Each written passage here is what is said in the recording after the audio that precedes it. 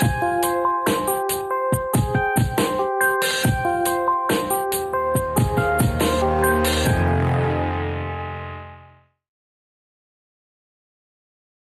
you are watching Line of Contact talk show, and again we have English language show, and I'm very happy and very privileged that we have Gonca Sönmez-Poole today with us.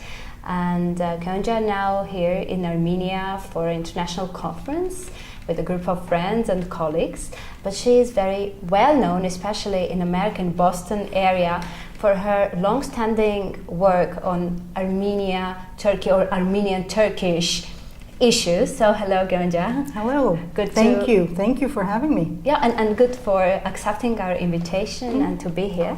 And to start with, I was digging a little bit in internet, and I discovered that you are very famous for your article, which says, I think, one day they died, or I believe one day they died. What is it about, and why it's so widespread, why it's so known? Well, just a little background. I'll try to make it not too long. I lived most of my adult life in Boston. I came there for college back in 1978. Well, you know my age now, that's terrible. But anyway, and I lived a very kind of a normal lifestyle. I studied communications. I worked in television. I'll jump ahead, and in the summer of 2007, I was pulled into a world and never quite got myself out of it because of, I guess, my own intellectual curiosity and many other reasons. I was pulled into the world of Turkish-Armenian relations. And it's hard to believe it's been 10 years, and it's been an incredibly enriching 10 years for me. It was very difficult, and yet it was very, very important for me. I was at the age of 48 when I realized that what I knew about the history, part of the history of the country I happened to be born in, it happens to be Turkey, and what I had learned about the history was not only incomplete, but it was deliberately wrong. And that has to do with the Armenian genocide. When I was pulled into that world, I could not articulate the word genocide, and I could not write it without quotes around it. That was how it was when I was first in this workshop as like a observer type person, because a Turkish person had to be in the room.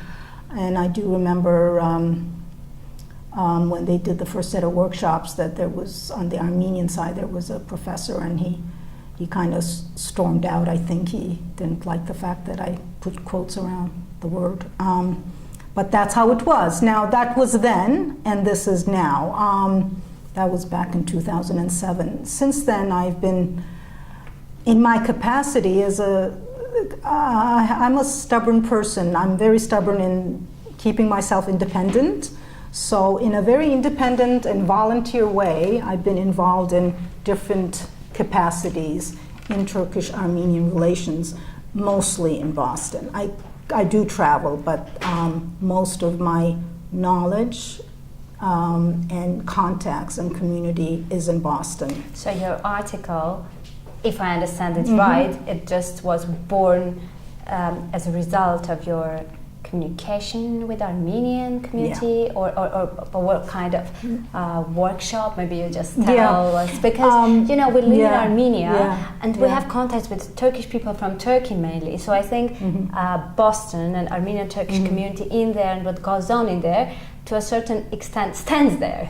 So we don't know much, so if you can just explore it a little bit. And also your article, I think that's an important kind of starting point for us. Yeah, because when I wrote it finally, after my eyes were open to so many things, and I sent it to a bunch of people, I had an overwhelming reaction from Armenians from all parts of the US, but also internationally.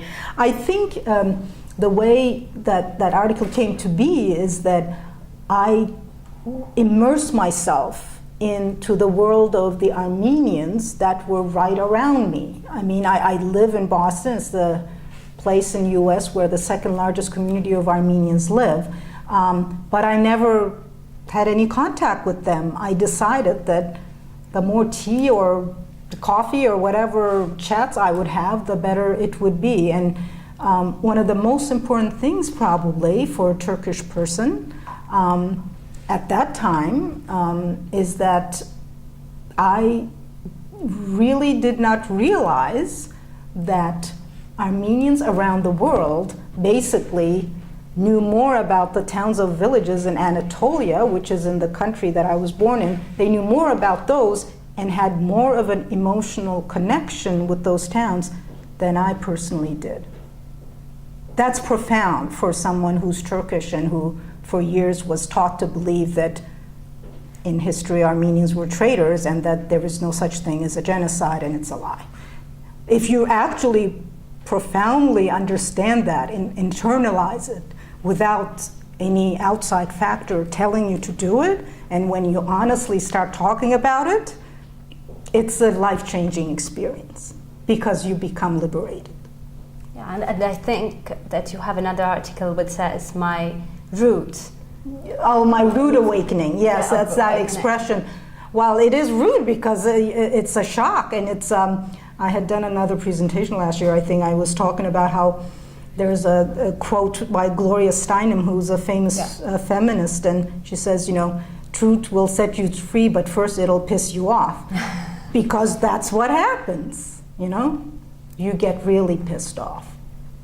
Yeah, but how you could live in Boston without getting into such stories. I mean, you could be there are journalist lots on of TV people who live there. Yes, and lots of Turkish people. Lots of Turkish people do business or other professional activities. So how it happened? Why you appeared 10 years ago in the middle of it? I guess I'm first of all, I have intense, insatiable intellectual curiosity. And my background, even though I did not work as an active journalist, when I did television stories, facts are extremely important and research is extremely important. The minute you start to even dig a teeny bit into this whole big conundrum of Turkish-Armenian relations, it does not end. I mean, when I say 10 years, oh my God, I've been involved, you know, you're probably not going to figure everything out in another 100 years.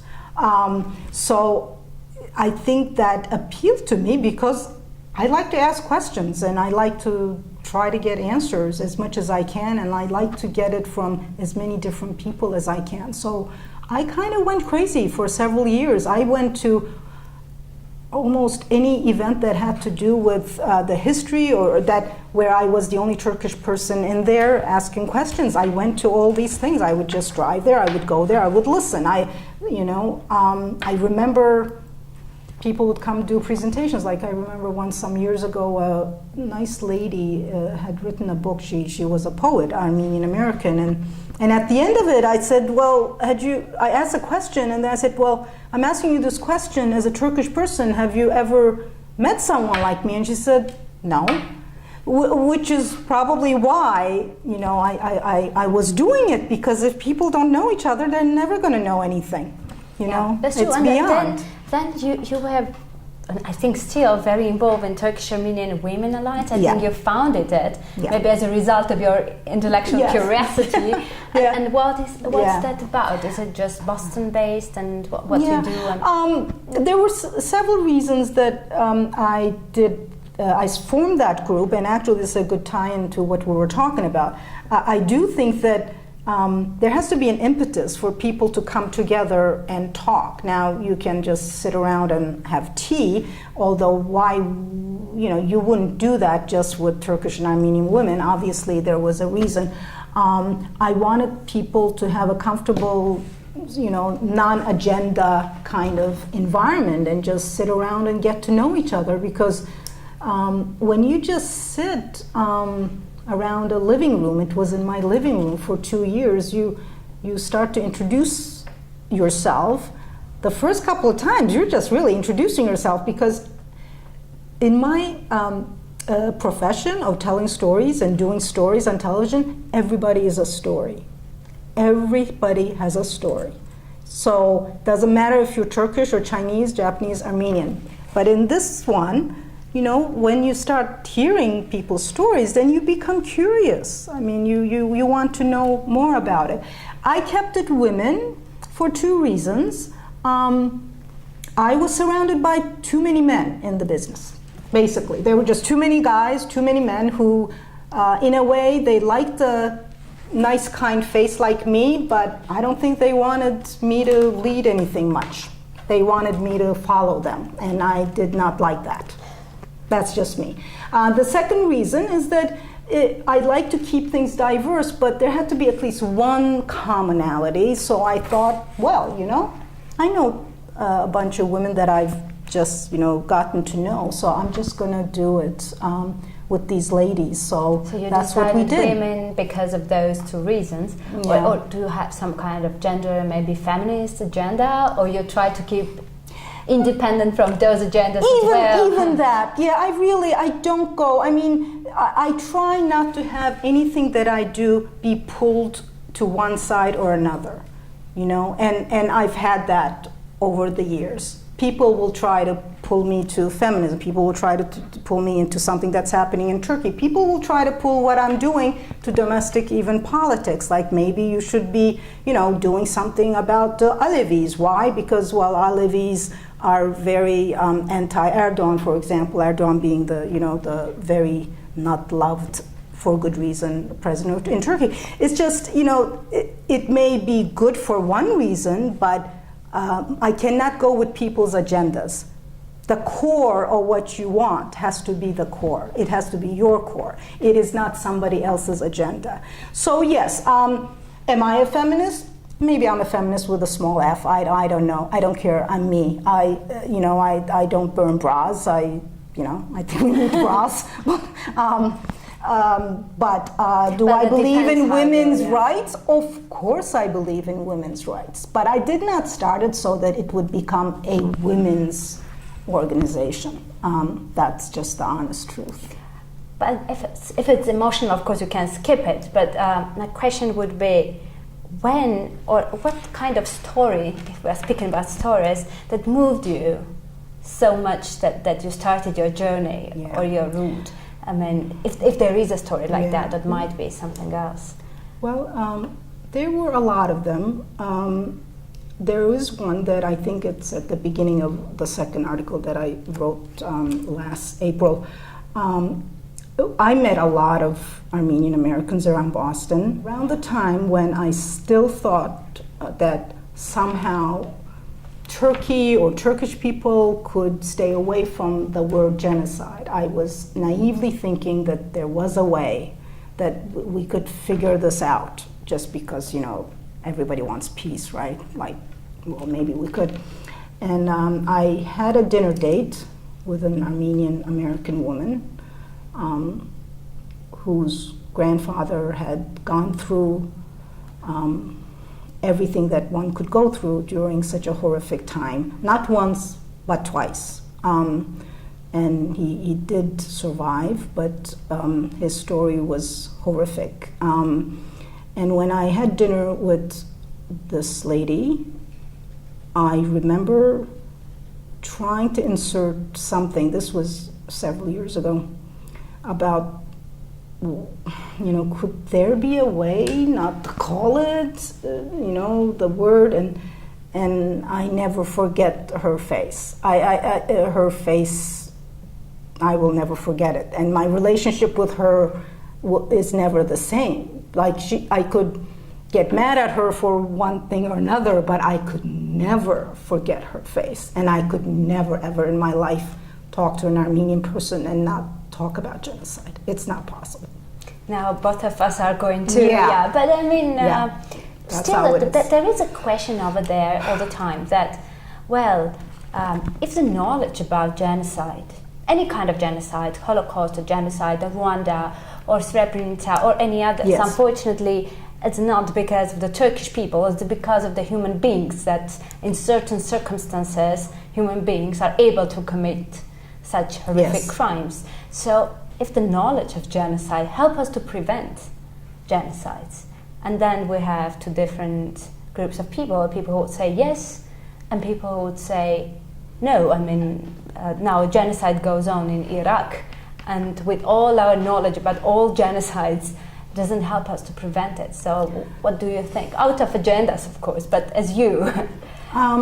Unfortunately, I do think that the minute something is within the realm of a nation state, as we know it today, within the realm of domestic politics, whether it's in Turkey, Armenia, United States, Israel, it is not possible to go ahead with that kind of a thing, because it will be used in some way for the politicians, and I don't think that I don't think it's possible not to have that kind of subject become fodder for something that's happening internally, because people will use, unfortunately, when the factors are there, politicians will use anything to make ethnicity or religion or the otherness of somebody else a tool for their agenda. And that is why I think even if people do get knowledge, we will have the danger of those things happening. That's what I think. I know it's doomsaying, but I think we have had, over the past 10 years, an amazing amount of information in Turkey. It's amazing. I mean, I can no longer say, oh, a person in Turkey, they know nothing. Well, no. There is a lot of information. It's not like the way I was raised, you know. Right now, people talk about 1915. People say genocide. They're on television. I read the papers. I'm a Turkish reader. I read papers in Turkey. I watch the news.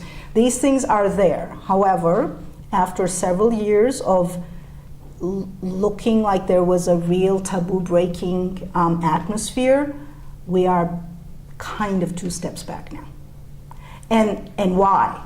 This is what's important to me, at least. I'm not a political scientist. This is me personally telling you. Why? Is it because all of a sudden Turkish people decided to hate Armenians or Kurds? No. Yeah. It's because the politicians want power and they're playing with these ideas. That's what happens. Unfortunately, that will happen and repeat itself. So your journey, I mean, it's just for you and yourself, and just because you, as Gonca, decided to go that way and then share your own experience, or you have any other, well, I wouldn't say objectives, but any other goals, what you'd like to do with all your personal discoveries and your personal...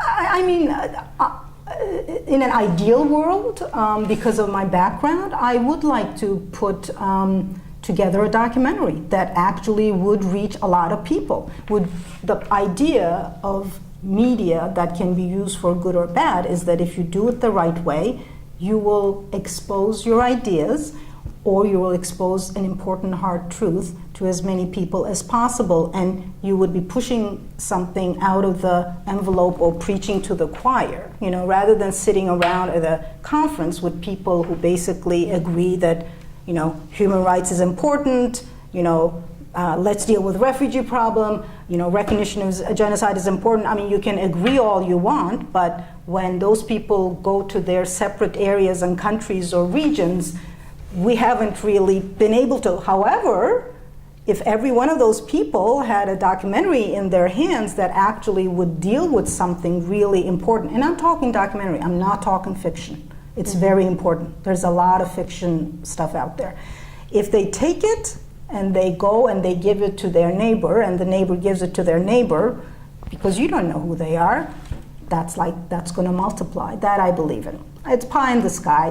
Maybe that will happen. As far as that's what I'd like to do personally. The next thing is that I really do, if there were opportunities, I'd like to talk to young people in Turkey and Armenia and wherever else, and answer as many questions as I, who is not an academic or a historian or a sociologist, about just what I've discovered, and maybe it'll help them figure out that things can change within and without a person, meaning that inside spiritually, but also in the countries, you know, that it's extremely important. And there is one last thing I do want to say, just very currently. I think what people have to understand, especially I guess in Turkey, is that the subject of genocide is way beyond what a group of misguided, horrible people did back in 1915.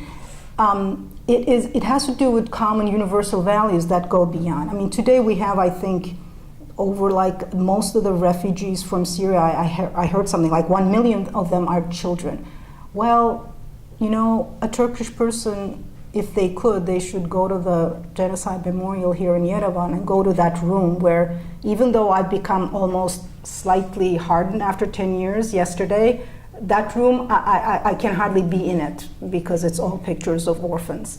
Well, that's what we're talking about. It's not 1915. It's about human beings, what happens when people decide to willfully get rid of some other people. That's basically what it is. Yeah, and that's a universal issue. Yes. I mean, of course it's an universal issue, but it's a universal issue. Yes. And when we look into what happens in Syria, on Iraq, or the Yes. Yazidi people, on the Yes. others, we can see that these things are repeatedly continue happening. Yes. And that might be your potential documentary, and I hope that will come out. It might help in. Well, I don't believe it might help in prevention right away, but it might give more awareness. Plant the seed. Yeah, kind of planting the seed of such something. things happening all around. And I also like the idea of getting out of Boston community, because I think what you have created there, not only you but your colleagues and not only women but all around. Sure, of course. That's also a good value for Republic of Armenia, Republic of Turkey, out of Boston community, and I think that's a good idea. That you are in Yerevan, that might be a first step. Yes. And I hope that there will be opportunities also for visiting maybe some schools that we do between Armenians and it's all possible. It would be great, and you know, it's all little steps. You know, I'm usually people say, oh, I'm energetic, a little impatient, but this 10-year journey of mine has made me think, plus of course the age makes you mature with these things, that you can't just jump into things. It's not going to happen at the rate that you want it to. And now, if we have time, I'll tell you one anecdote from my Turkish Armenian Women's Alliance as far as how things can change slowly. I mean, we had diversity of opinions. I mean, and I'm not talking, it's not ethnically based. You know, Turkish women had diverse opinions, Armenian women had diverse opinions. There were 1 or 2 Turkish women who really, it was hard for them to talk to some Armenian women. They really didn't think like I did. And I probably was a little bit impatient with that. But, however, like this one person who I knew was a problem for some of the Armenian women because of the way they approach or did not approach the word genocide. After I ended our official meetings, we still see each other. It's a circle of friends. We do things. We sometimes try to go to events. In my case, I like have the little girls of some of the young mothers come and I play with them, whatever, you know, it's a community. But after I stopped officially meeting with the Tawa group, some months later, I would get notices of some event related to 1915 or something from the very same Turkish woman who had a problem with the word genocide. And I thought about this, and it became extremely clear that it's really about awareness. Right. And somebody just kind of, like myself, maybe just like, you know, starting a little flame and then hoping that it's going to go someplace. That's true. And I think all of us have our own journeys, one way or another, and that's always important when you meet good people that kick you. Yes. Yeah, to the root, as you call it, and I like it, a journey and route, because it's a way, and that you have different obstacles, also and challenges on your way as well. True. And just to end with, I'd like to ask, is there anything you wanted to maybe tell us? Again, I'm going to go back to the youth, and it's at the end of the first article that I had written that, you know, whatever is going to happen, good or bad, for these two communities is going to come from the young generation. You know, so the way that I think is that you should look for opportunities. The young people, you have to, first of all, you have to get off of Facebook and get off of social media every now and then. You have to take a break. If you have to look for an opportunity to go have tea with somebody who's from the other side. You just have to sit, talk, and do something, because that's the only way you're going to really have a, hopefully a one-on-one chat. It's extremely important, and you have to give that person the opportunity to get to know you, because you never know. I mean, I've seen it, I know it from myself, I've seen it around. Whether that person, like let's say a Turkish person, is uttering the word genocide or not, somewhere in the back of their minds, things are happening. Something is lurking back there.